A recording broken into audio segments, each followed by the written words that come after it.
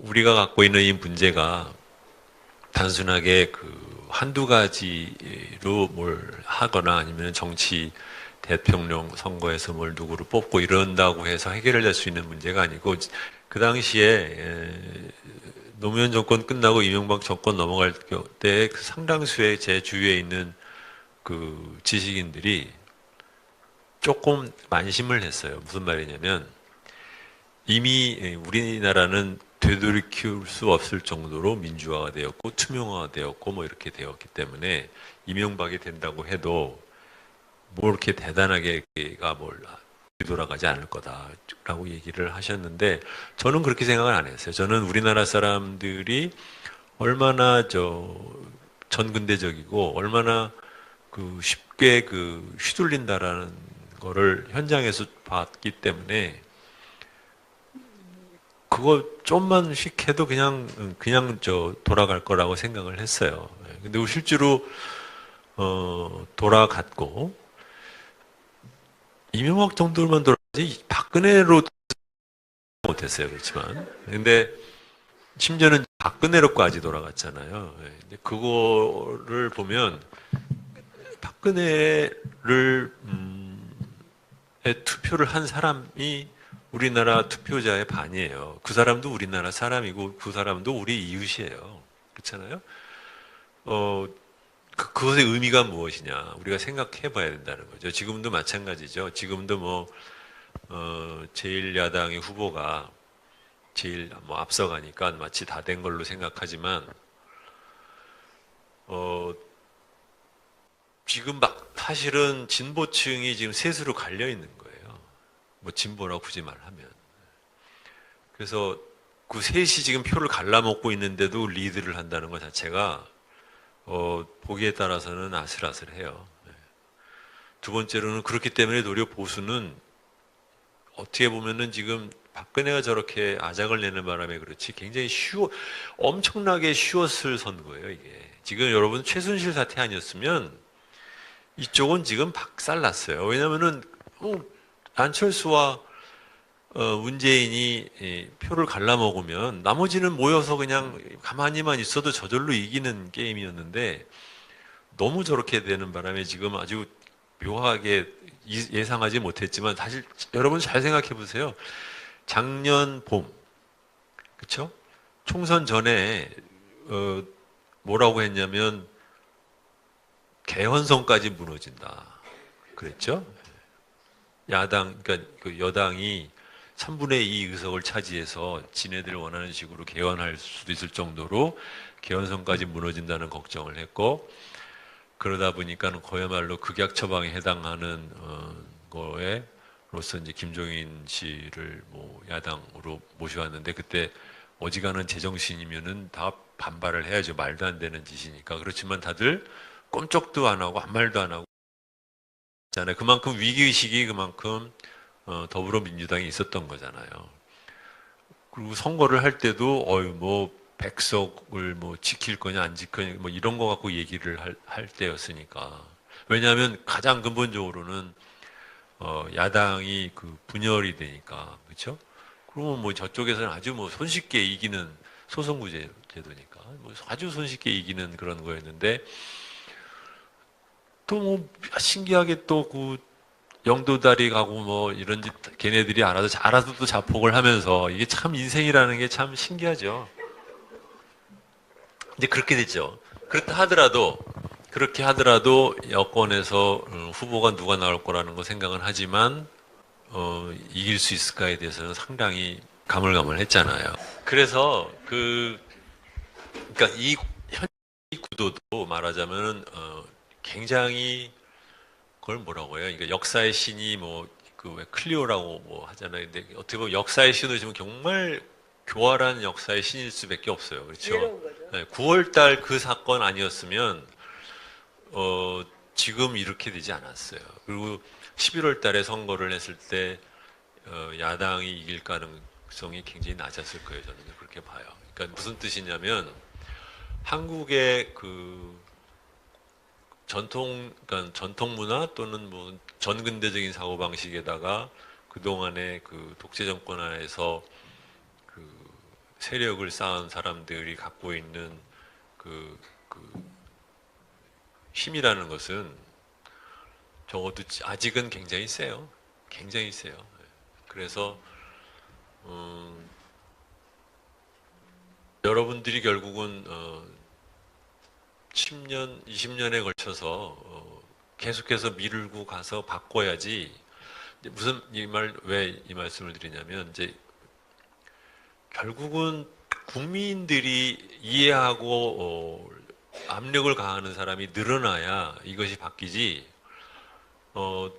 소위 말하자면 이제 깜짝 쇼로 그 야당은 못 이긴다는 생각을 하고 진보는 못 이긴다고 저는 생각을 해요. 왜냐하면 잘 보세요. 그러니까 뭐 아시다시피 김대중 대통령 될 때도 1% 차이로 이겼나요? 그렇죠. 그것도 그러니까 말하자 이재가 나오는 바람에 이겼지. 그거 아니었으면 뭐 택도 안 되는 얘기였고.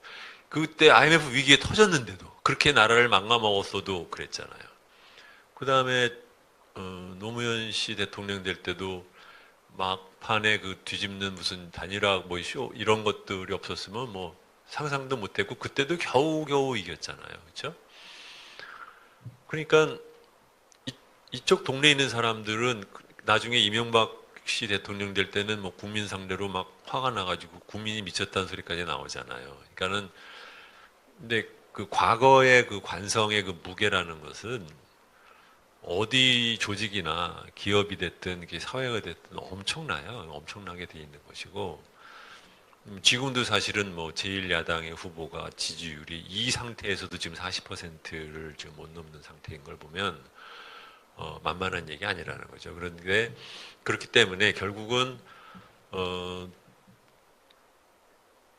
그 뭐 옛날에 뭐 깨어있는 시민 뭐 이런 얘기로 그러니까 이게 우리가 그 갖고 있는 변화의 욕구를 어디에다가 포커스를 둬야 되는지 또는 무엇부터 해야 되는지에 대해서 잘 생각하지 않으면 맨날 저 상대방들이 내놓는 또는 정치가들이 내놓는 헛 이슈 갖고 헛심 쓰면서 지치기만 할 거라는 거죠. 이게 그 대표적인 케이스가 이제 노무현 정권 때 일이죠. 뭐냐면 대단히 많은 기대를 갖고 정권을 잡았지만 딱히 뭐 하는 것 없이 열심히 무슨 4대 개혁 한다면서 사학 개혁 뭐 해야 되긴 하지만 그것이 왜 우선적으로 해야 되는지에 대한 국민에 대한 설득도 제대로 안 된 채 그냥 원 대통령이 됐으니까 밀어붙이고 탄핵 거치고 난 다음에 되고 나서도 막상 자기 세력의 힘을 더 크게 만드는 개혁은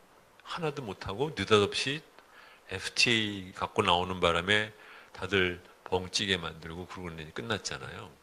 그런 그 실수를 하는 걸 보면 말하자면 우리나라의 진보 또는 개혁 세력도 전체적으로 나라를 바꾸는 데 있어서 무엇부터 어떻게 바꿀까에 대해서 사실 곰곰이 차근차근 잘 준비된 계획이 없다라는 것이 이미 드러났다고 봐요. 저는 다음 정부의 정권이 바뀐다 하더라도 그것이 반복될 가능성이 상당히 있다고 생각을 해요. 왜냐하면 지금 여러분 보세요. 아무리 급하게 이루어진 선거라고 하지만 이게 탄핵이 된 게 12월 9일이었죠. 그러면 지금으로 치면은 넉 달. 그런데 야당의 정책 공약집은 사흘 전에 나왔어요. 그리고 그 공약집은 옛날에부터 하던 시민운동 단체에서 야당한테 들이밀던 여러 가지 각종 모든 공약이 다 잡탕으로 다 들어가 있어요. 무엇부터 할 건지에 대한 지금 우선순위로 지금 잡히는 거 없어요, 지금요. 그렇죠? 아무리 정책이 뭐 실종됐다 하더라도 적어도 저번 대선 때는 경제 민주화 갖고 상대방이 페이크를 쓰든 안 쓰든 간에 주요 이슈가 그렇죠? 지금은 아예 무슨 무엇이 현대 앞으로의 변화의 그 흐름에 있어서의 주요한 그 의제가 돼야 되는지가 일자리라고 완전히 하지 않습니까? 네? 아니에요. 실종이 된 거예요. 근데 그 실종이 된 것에서는 물론 뭐 다른 것도 있다지만 중요한 것은 그만큼 우리나라 정당들이 그렇게 그 국가를 담당을 해서 운영을 할 때 무엇부터 뭘 해야겠다는 건 어젠다 세팅을 하는 능력이라든가 그런 것들이 떨어진다는 거죠. 왜냐하면 뭐든지 특히 지금처럼 국회가 그 갈라져 있는 상태라고 하면 정말 대통령이 할 수 있는 거 몇 개 안 돼요. 그렇다 그러면은 그거 몇 개만을 집중을 하고 열심히 국민들한테 팔아도 될까 말까 할 텐데 이미 다 약속해놨으면 그 모든 사람이 다 내 거 어떻게 돼요 다 할 거 아닙니까? 그렇죠?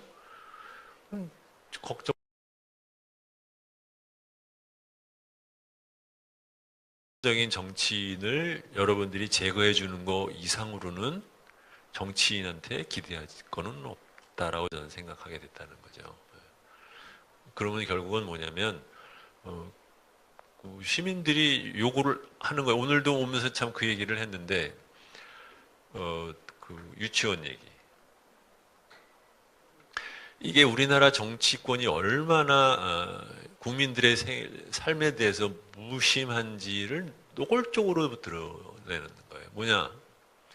저희 자랄 때는 그 혹시 여러분 중에서 보셨겠지만 저는 사실 그거 그냥 생각 없이 썼는데 갑자기 막 10,000명이 좋아하고 막 여기저기 퍼가고 해서 깜짝 놀라가지고 그다음부터는 지금 포스팅을 되도록이면 안 하고 있어요. 무슨 말이냐면은 지금 어린이집은 95%가 사립이에요. 유치원은 80%가 사립이에요. 다니는 학생 기준으로. 그 다음에 국민학교로 딱 오면은 99%가 공립이에요. 지금 사립은 60년대 중반에 그 허가받은 사립 학교 말고는 그 이후에 별로 사립이 나오지가 않았어요. 중학교로 넘어가면은 옛날에는 훨씬 높았는데 이제 국가에서 공립을 많이 만들면서 그리고 특히 이제 중학교가 이제 장사가 잘 안 되니까 사립을 안 만들어서 그러는데 20%가 사립이에요. 고등학교로 올라가면은 50%가 사립이에요. 대학교로 올라가면 다시 또 80%가 사립이에요. 이게 무슨 뜻이냐? 아무런 계획 없이 그냥 막 땜빵 하면서 왔다라는 거예요. 근데 막상 우리 그 땜빵의 대상은 우리 자식 새끼들인데 다시 유치원으로 돌아가면 옛날에는 유치원이 잘 사는 사람들만 갈 수 있는 곳이었어요. 그런데 점점점 여성들이 교육 수준이 높아지고 경제 활동에 참여를 하게 되면서 아이들을 국민학교 보내기 전에 보낼 곳이 필요하게 되어 있는데 국가는 아무런 생각을 안 하는 거예요. 그렇죠? 아무 생각을 안 하는 거예요. 그냥 니들이 알아서 해. 예. 내일 아닌 거야. 나이 먹은 그 할아버지들이 앉아가지고 정치를 하는데 20대, 30대 여성들이 어떤 고민을 하는지 알 바가 뭐야. 투표도 사실 안 하는 층이 그러니까 그쪽도. 그러니까 뭐 잘생겼으면 뭐 투표하고 하는 문제도 있지만 이 저희 책 구매자들 중에도 좀 있는데 오르신지 모르겠지만 생겼다고. 목소리가 좋다고 산 사람. 네. 그러니까 사실은요. 그러니까는 이게 보세요. 그러니까 안철수 씨가 그 발언을 하기 전까지 이것이 정치적으로 굉장히 국민들한테 중요한 거라는 것을 정치인들이 전혀 모르고 있었어요. 그러니까 대단한 지들 딴에는 대단한 건 한답시고 무슨 유치원 공립 비율을 현재 20%에서 40% 올리겠습니다. 사실 이것도 지금 5년 전에는 안 나온 얘기인데 이번엔 처음 나온 얘기. 40% 올린다고 대단하게 해주는 것처럼 하지만 이놈의 새끼들아 왜 지금까지는 그러면은 이렇게 해놓고 나머지 그 60%는 거 어떡하라는 거야? 5년 뒤에. 그렇잖아요. 이게 말도 안, 이만큼 말하자면은 막상 그 표를 살짝 뻥튀기 튀겨서 얻는 데나 신경을 쓰지 정말 사람들의 삶에 의미가 있는 것을 갖다 자기네들이 뭘 해야 되냐 이렇게 생각이 있는 사람들이 아니에요. 그게 이제 팍 터진 거죠. 그렇죠? 그러니까는 사립 유치원 대회에 가가지고서는 뭣도 모르고 시켜주는 대로 해서 싹 사립 유치원장한테 그 사탕 모르게 싹 먹이려고 했는데 이놈에게 요새는 동영상에 나오니까는 다 들키면서 그것이 무슨 말인지를 자기의 삶으로 금방 해석이 되는 20대, 30대 여성들이 보고 이렇게 된 거잖아요. 그걸 보고 나니까는 기자들도 그제서야 그게 그렇게 컸나? 이렇게 됐죠. 그렇잖아요. 이게 그럴 정도로 아주 좋은 예예요. 그러니까 말하자면 우리의 정말 삶의 중요한 문제에 대해서 얼마나 무관심하고 말하자면 그 팔아먹는 장사를 하는 쪽으로만 쏠려 있는지를 저는 이번에 그 유치원에 관련된 그 국민들의 반응과 정치인들의 그 당황하는 모습을 보고 좀 새삼 느꼈어요. 그 오늘 신문에 경향신문에 나왔어요. 이번 선거는 그 70년대 80년대생 엄마들이 치르는 선거라고 엄마들이 화가 났다는 거예요. 근데 그 엄마들이 화가 난 그 주요 이슈가 바로 유치원입니다. 어린이집 유치원인데 이것이 이제 그 어떤 대선 후보가 그 얘기를 했던 것을 거기다 불을 지른 게 주 선생이에요. 페이스북에다 그 글을 써가지고 뭐 하는 거냐 했는데 지금 오늘 신문에 났는데 우리는 이미 이 책에서 연초에 다뤘잖아요. 근데 그때 생각이 제가 나는 거예요. 뭐냐면은 그 주 선생이 그 어린이집은 국공립을 늘려야 된다. 그래서 그 퀄리티를 높이고 아이들을 이제 제대로 어린 시절 애들을 돌볼 수 있게 하려면은 국공립을 늘려야 된다라는 얘기를 그때 했거든요. 근데 그때 이제 제가 멈칫했던 것이 뭐냐면은 제가 지역구를 보면은 그 어린이집 운영하시는 분들 파워가 굉장히 셉니다. 그래서 그것이 걸리잖아요. 우리가 이렇게 공식적인 자리에서 국공립을 늘리고 그 어린이집들을 이제 보내는 것이 이제 주 선생님이 강조했던 것이 그 30몇만 원 돈을 어린이집에 주면 안 되고 엄마한테 주자는 거였어요. 생각나세요? 그 책에 그 얘기가 나와요. 근데 그러면 어린이집은 어떡하나 해서 제가 멈칫했는데 그 댓글에 딱 뭐라고 나오냐면 의원님 엄마들을 믿어주세요. 어린이집 원장보다 엄마들이 훨씬 많습니다. 그때 나왔던 얘기예요. 그 얘기가. 그 얘기가 나와서 아 맞아. 이 엄마들 입장에서는 그 돈을 어린이집에다 주는 것이 어이가 없는 거죠. 그 어린이집도 사실은 굉장히 다양화시킬 수 있고 그리고 여기서도 어느 부분적인 건 특화를 시킬 수도 있고 그리고 엄마들이 고를 수 있게 할 수 있잖아요. 근데 돈을 어린이집에다 주니까 국가가 그래서 돈을 왜 주느냐 했더니 자기들 행정상의 편의 때문에 그렇게 한다는 거죠. 엄마들한테 주기보다는. 근데 엄마들 입장에서는 이제 그거 참을 수 없는 거라는 거죠. 그런데다가 이번에 이제 어떤 후보가 불을 지핀 거고 이제 그것이 공론화되면서 오늘 그 경향신문 나중에 한번 보세요. 굉장히 긴 기사인데 이번 선거는 70년대, 80년대생 엄마들이 선택한다는 거예요.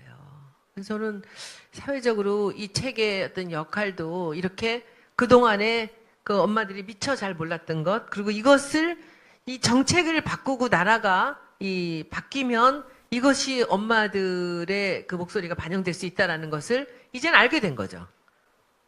지금까지 몰랐었는데. 그거 굉장히 중요한 거라고 생각합니다. 이게 그러니까 그 예로 하나만으로도 그러니까 말하자면 우리나라의 그 국가 운영하는 시스템이 얼마만큼 그 관원들의 이해에 휘둘리고 그 사람들이 우리한테 위에 군림하고 있는지가 드러나는 거예요. 그러니까 이게 이 제도가 사실 시작은 노무현 정권 말기에 법이 통과되면서 그 어린이집 지원하고 하는 것들이 이제 시작이 됐는데 그걸 제가 이렇게 보면서 너무너무 기가 막히는 거예요. 뭐냐면은 지금 이게 집 아이를 안 보내면은 육아수당을 부모한테 주는데 아이를 어린이집에다 보내면은 더 많은 돈을 어린이집에다가 줘요.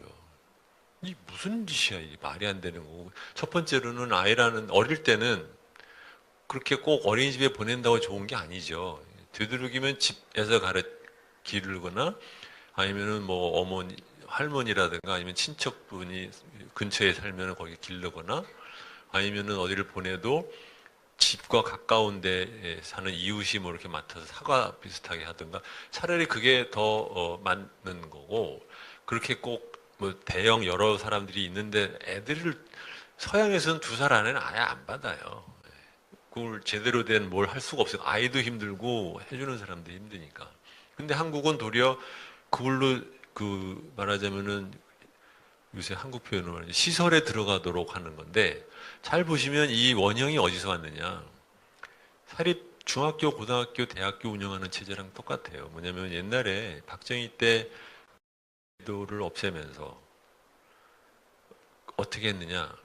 무시험으로 하면서 사립도 무조건 강제적으로 그 안에 들어가게 했어요. 그러면서 등록금도 정부가 다 일괄적으로 정해요. 그래서 그 당시 상당히 많은 사립 학교 중에서 자기의 그 건학 이념에 맞춰서 나름 좋은 학교를 키워보고 싶었던 그런 생각을 했던 분들이 사립 학교를 계속해서 운영을 할, 그러니까 어떻게 보면 좋은 설립자들은 계속해서 사립 학교를 운영할 이유가 없어지게 돼 버렸어요. 이들이 다 문교부 애들이 간섭을 하니까. 교육부. 교육, 지금은 이제 교육부지만. 근데 바로 옆 나라인 일본만 하더라도 무시험 제도로 가면서 사립학교는 제외를 시켰어요.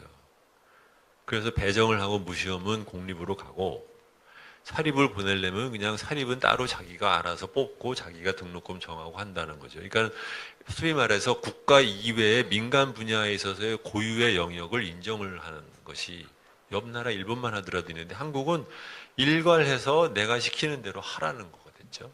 근데 그렇게 되면서 뭐가 되느냐? 문교부가 완전히 우리나라에서는 그런 그 시아버지가 없게 됐어요. 학교 뭐 완전히 자기들이 다 쥐니까 다 우리나라 사립 중학교, 고등학교, 대학교 하나같이 다 문교부 눈치 없으면 먹고 살 수가 없어요. 왜냐하면 값부터 딱 제한을 해놨죠. 그렇잖아요. 자립형 사립고 뭐 이런 얘기 나오는 것이 지금 요새 나오는 얘기지만 하지만 저는 이거를 무슨 자립형이냐 아니냐 이렇게 볼 일이 아니라 공립과 사립은 사립대로 자기 뜻대로 하겠다는 사람이 있으면 그것을 놔두는 것을 먼저 열어주는 게 더 중요한 이슈라고 생각을 해요. 그러니까 제가 그 페이스북 포스팅에도 그 얘기를 했지만 지금 한국은 부모가 내가 자기 자식을 어떻게 기를 건지에 대한 선택권이 거의 없는 나라가 되었어요. 그렇죠? 근데 이것은 자기 자식을 자기가 원하는 방식으로 기르는 원하는 유엔 인권 선언에 들어있는 인권 중에 하나예요. 그게 그렇게까지 중요한 인권이에요. 사실 여러분들 생각해 보면은 자기 자식을 어떻게 기를 거냐라는 것은 자기한테 엄청 중요한 이슈예요. 부부가 아마 끝까지 싸우는 것 중에 하나가 자기 자식을 어떻게 기를 거냐 갖고 싸우는 거거든. 양보 못하는 게 그거예요. 그만큼 중요한 것인데 우리나라는 그 선택권이 없어. 일괄적으로 다 끌려가야 돼요. 그렇죠? 근데 그걸 무슨 뭐 예를 들어서 뭐 부자들만 따로 뭐 한다는 이런 식으로 이렇게 이념적으로 어프로치를 해라. 차라리 기본 인권으로 보자. 정부가 할 일, 민간이 할 일, 민간이 하겠다고 하면은 그 사람들한테는 어떠한 한계까지만 규제를 하고 나머지는 자율성을 놔둘 것이냐라는 것을 우리가 생각을 안 하고 그냥 관료가 그냥 하겠다는 대로 그냥 우리는 뭔지도 모르고 그냥 끌려 들어갔잖아요. 그 메커니즘이 그 사고방식이 유치원, 어린이집 운영하는데도 그대로 들어간 거예요. 아니 사립 유치원인데 왜 국가가 돈을 줘? 그 돈으로 차라리 공립 유치원을 더 만들지. 응? 왜 전 세계 어디에 사립 어린이집에 국가가 돈을 주는 데가 있어? 쥐들이 만들지. 그러니까 이게 이렇게 말하자면 다른 나라가 어떻게 돌아가는지 단순히 미국만이 아니라 여러 나라 이런 걸 이렇게 보고 있는 사람 입장에서 보면 한국은 정말 이상한 짓들을 갖다 아무렇지도 않게 숭숭숭숭해요. 여러분들 이거 좀 이 얘기는 안 해본 얘기인데 저축은행이라고 그러잖아요. 우리나라 저축은행. 옛날엔 신협이었죠. 저축은행을 그냥 은행이라고 부르면 무슨 문제가 있어요? 그냥 은행이에요, 그 사실. 근데 괜히 이렇게 갈라놓고 점포는 저축은행 혹시 아시는지 모르겠지만 점포를 하나밖에 못 두게 돼 있어요. 그런데 이제 예를 들면 부실 저축은행을 인수를 하면은 점포를 뭐 두세 개를 낼 수 있는 허가를 내줘요. 이것도 전혀 내든 말든 지가 왜 알 바가 뭐야. 건전성 감독만 하면 되는 것이지. 응? 책에도 살짝 그 얘기 있는데 은행 지금 처음 하나 만들려고 하면은 처음 시작할 때 자본금이 3천억이에요. 지금 내려서 1,000억이에요. 처음 시작할 때 자본금 1,000억부터 넣고 할 수 있는 장사가 뭐 얼마나 세상에 있어요. 그러니까 은행이 안 나오는. 그러니까 이게 각 산업별로 보면 우리나라의 그 관료들이 그냥 일방적으로 지네들이 정해서 우리를 쥐고 흔드는 게 한두 가지가 아니에요. 근데 그런 게 여러분들한테는 이제 민생으로는 연결이 안 되니까 눈에 잘 안 띄지만 아이를 기르는 것은 뭐든지 느끼는 것인데 그런데도 불구하고 우리는 이건 마찬가지예요. 그러니까 말하자면 그 진보 보수의 이상한 아이디올로기 싸움에 들어가 가지고 자율형 사립고는 뭐 금수저 만드는 거냐 아니냐 돈 많은 사람이라고 해서 자기 자식을 갖다 좀 더 자기 돈 들여서 더 공부를 시키고 싶으면 그냥 그것까지 왜 나서는지는 저는 정말 이해를 못 하겠어요. 그거는 그거고 대신에 그거 뭐 신경 쓰니 차라리 공립한 사람들 중에서도 좋은 교육을 받을 수 있는 공립학교의 질을 높이는 데 더 신경을 써야지. 돈 많이 들인다고 꼭 공부를 잘하게 되는 건 아니잖아요. 그렇죠. 또. 그러니까 이런 것이 예스24의 그 서평 그 기사 나온 데다가 제가 그 얘기를 했는데 그런 면에서 한국이 영어로 말하면 일리버럴한 데모크라시다 또는 한국말로 말하면 자유가 없는 민주주의라는 거예요.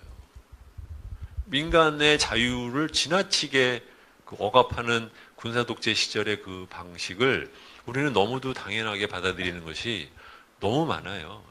근데 그것이 이제 말하자면 그렇게 하면서 사실은 사람들이 자기도 모르게 당하고 있던 대표적인 케이스가 여성들이 다들 직장을 나가야 되는데 3살 이상의 애들을 어떻게 할 건지에 대해서 국가가 완전히 방치하고 있었던 문제가 요번에 말하자면 그러니까 이번에 이렇게까지 드러나기 때까지 아무 짓도 안 하고 있었다는 것 자체가 정말 다른 나라 사람들한테 설명하기가 어려운 나라인 거죠. 그 얘기는 뭐냐면 한편으로는 그만큼 20대, 30대 여성들이 정치적인 요구를 무엇을 어디로 해야 되는지에 대한 그 방향점을 못 잡으니까 이게 불편하긴 한데 이게 국가적으로 무엇을 할 수 있는 건지에 대한 생각을 안 해보신 거죠. 그렇잖아요? 그러다가 이제 어떻게 보면 이제 이거 역시 교활한 역사의 신인데 안철수 씨가 또 그렇게 말해줄 줄도 누가 알았어. 그렇죠? 또 말하자면은 굉장히 그걸 뭐라고 해요? 그러니까 역사의 신이 뭐 그 왜 클리오라고 뭐 하잖아요. 근데 어떻게 보면 역사의 신으로 지금 정말 교활한 역사의 신일 수밖에 없어요. 그렇죠? 네, 9월달 그 사건 아니었으면 지금 이렇게 되지 않았어요. 그리고 11월달에 선거를 했을 때 야당이 이길 가능성이 굉장히 낮았을 거예요. 저는 그렇게 봐요. 그러니까 무슨 뜻이냐면 한국의 그 그러니까 전통 문화 또는 뭐 전근대적인 사고 방식에다가 그 동안의 그 독재 정권 안에서 그 세력을 쌓은 사람들이 갖고 있는 그 힘이라는 것은 적어도 아직은 굉장히 세요. 굉장히 세요. 그래서 여러분들이 결국은 10년, 20년에 걸쳐서 계속해서 미루고 가서 바꿔야지. 무슨 왜 이 말씀을 드리냐면 이제 결국은 국민들이 이해하고 압력을 가하는 사람이 늘어나야 이것이 바뀌지. 소위 말하자면 이제 깜짝 쇼로 그 야당은 못 이긴다는 생각을 하고 진보는 못 이긴다고 저는 생각을 해요. 왜냐하면 잘 보세요. 그러니까 뭐 아시다시피 김대중 대통령 될 때도 1% 차이로 이겼나요? 그렇죠. 그것도 그러니까 말하자면 이재가 나오는 바람에 이겼지. 그거 아니었으면 뭐 택도 안 되는 얘기였고 그때 IMF 위기에 터졌는데도 그렇게 나라를 망가먹었어도 그랬잖아요. 그 다음에 노무현 씨 대통령 될 때도 막판에 그 뒤집는 무슨 단일화 뭐 쇼 이런 것들이 없었으면 뭐 상상도 못했고 그때도 겨우겨우 이겼잖아요. 그렇죠? 그러니까 이쪽 동네에 있는 사람들은 나중에 이명박 씨 대통령 될 때는 뭐 국민 상대로 막 화가 나가지고 이루어진 선거라고 하지만 이게 탄핵이 된 게 12월 9일이었죠. 그러면 지금으로 치면은 넉 달. 그런데 야당의 정책 공약집은 사흘 전에 나왔어요. 그리고 그 공약집은 옛날에부터 하던 시민운동과 시민운동 단체에서 야당한테 들이밀던 여러 가지 각종 모든 공약이 다 잡탕으로 다 들어가 있어요. 무엇부터 할 건지에 대한 지금 우선순위로 지금 잡히는 거 없어요, 지금요. 그렇죠? 아무리 정책이 뭐 실종됐다 하더라도 적어도 저번 대선 때는 경제 민주화 갖고 상대방이 페이크를 쓰든 안 쓰든 간에 주요 이슈가 그렇죠?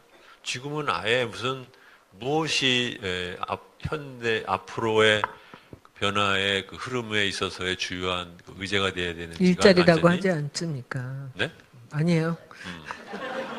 실정이 된 거예요. 근데 그 실정이 된 것에서는 물론 뭐 다른 것도 있다지만 중요한 것은 그만큼 우리나라 정당들이 그렇게 그 국가를 담당을 해서 운영을 할 때 무엇부터 뭘 해야겠다는 건 어젠다 세팅을 하는 능력이라든가 그런 것들이 떨어진다는 거죠. 왜냐하면 뭐든지 특히 지금처럼 국회가 그 갈라져 있는 상태라고 하면 정말 대통령이 할 수 있는 거 몇 개 안 돼요. 그렇다 그러면은 그거 몇 개만을 집중을 하고 열심히 국민들한테 팔아도 될까 말까 할 텐데 이미 다 약속해놨으면 그 모든 사람이 다 내 거 어떻게 돼요 다 할 거 아닙니까? 그렇죠?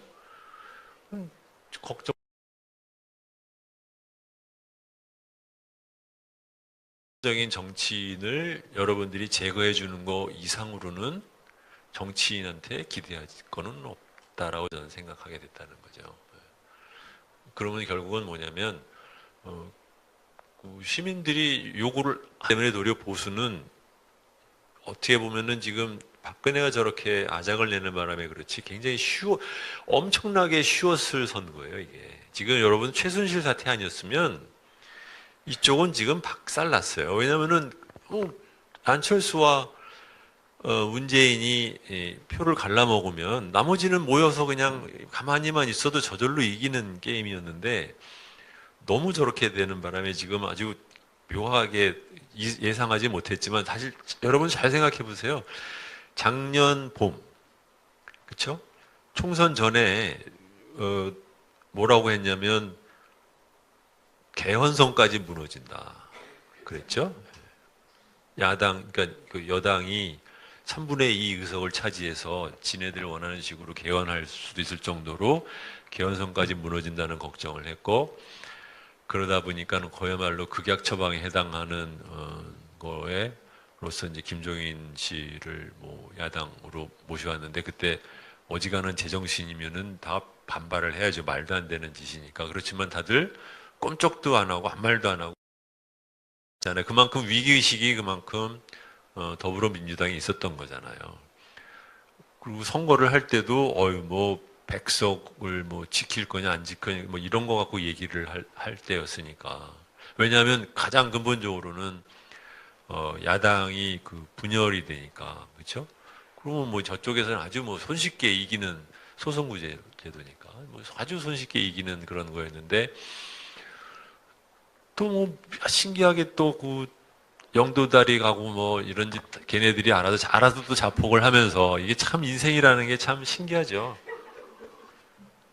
이제 그렇게 됐죠. 그렇게 하더라도 여권에서 후보가 누가 나올 거라는 거 생각은 하지만 이길 수 있을까에 대해서는 상당히 가물가물했잖아요.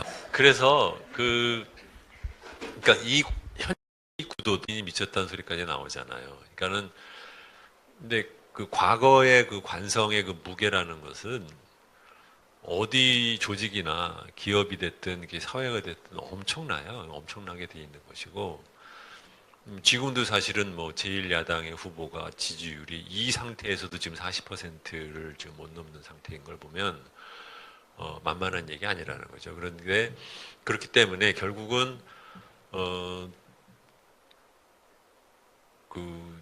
뭐 옛날에 뭐 깨어있는 시민 이런 얘기로 그러니까 이게 우리가 그 갖고 있는 변화의 욕구를 어디에다가 포커스를 둬야 되는지 또는 무엇부터 해야 되는지에 대해서 잘 생각하지 않으면 맨날 저 상대방들이 내놓는 또는 정치가들이 내놓는 헛 이슈 갖고 헛심 쓰면서 지치기만 할 거라는 거죠. 이게 그 대표적인 케이스가 이제 노무현 정권 때 일이죠. 뭐냐면 대단히 많은 기대를 갖고 정권을 잡았지만 딱히 뭐 하는 것 없이 열심히 무슨 4대 개혁 한다면서 사학 개혁 뭐 해야 되긴 하지만 그것이 왜 우선적으로 해야 되는지에 대한 국민에 대한 설득도 제대로 안 된 채 그냥 원 대통령이 됐으니까 밀어붙이고 탄핵 거치고 난 다음에 되고 나서도 막상 자기 세력의 힘을 더 크게 만드는 개혁은 하나도 못하고 느닷없이 FTA 갖고 나오는 바람에 다들 벙찌게 만들고 그러고 끝났잖아요. 그런 그 실수를 하는 걸 보면 말하자면 우리나라의 진보 또는 개혁 세력도 전체적으로 나라를 바꾸는 데 있어서 무엇부터 어떻게 바꿀까에 대해서 사실 곰곰이 차근차근 잘 준비된 계획이 없다라는 것이 이미 드러났다고 봐요. 저는 다음 정부의 정권이 바뀐다 하더라도 그것이 반복될 가능성이 상당히 있다고 생각을 해요. 왜냐하면 지금 여러분 보세요. 아무리 급하게 우리가 갖고 있는 이 문제가 단순하게 그 한두 가지로 뭘 하거나 아니면 정치 대통령 선거에서 뭘 누구를 뽑고 이런다고 해서 해결될 수 있는 문제가 아니고 그 당시에 노무현 정권 끝나고 이명박 정권 넘어갈 때 그 상당수의 제 주위에 있는 그 지식인들이 조금 만심을 했어요. 무슨 말이냐면 이미 우리나라는 되돌이킬 수 없을 정도로 민주화가 되었고 투명화가 되었고 뭐 이렇게 되었기 때문에 이명박이 된다고 해도 뭐 이렇게 대단하게가 뭘 뒤돌아가지 않을 거다라고 얘기를 하셨는데 저는 그렇게 생각을 안 했어요. 저는 우리나라 사람들이 얼마나 전근대적이고 얼마나 그 쉽게 그 휘둘린다라는 거를 현장에서 봤기 때문에 그거 좀만씩 해도 그냥 돌아갈 거라고 생각을 했어요. 근데 실제로 돌아갔고 이명박 정도만 돌아가지 박근혜로 못했어요. 그렇지만 근데 심지어는 박근혜로까지 돌아갔잖아요. 근데 그거를 보면 박근혜를 투표를 한 사람이 우리나라 투표자의 반이에요. 그 사람도 우리나라 사람이고 그 사람도 우리 이웃이에요. 그렇잖아요. 그것의 의미가 무엇이냐 우리가 생각해 봐야 된다는 거죠. 지금도 마찬가지죠. 지금도 뭐 제1야당의 후보가 제일 뭐 앞서가니까 마치 다 된 걸로 생각하지만 지금 막 사실은 진보층이 지금 셋으로 갈려 있는 거예요. 뭐 진보라고 굳이 말하면. 그래서 그 셋이 지금 표를 갈라먹고 있는데도 리드를 한다는 것 자체가 보기에 따라서는 아슬아슬해요. 두 번째로는 그렇기 때문에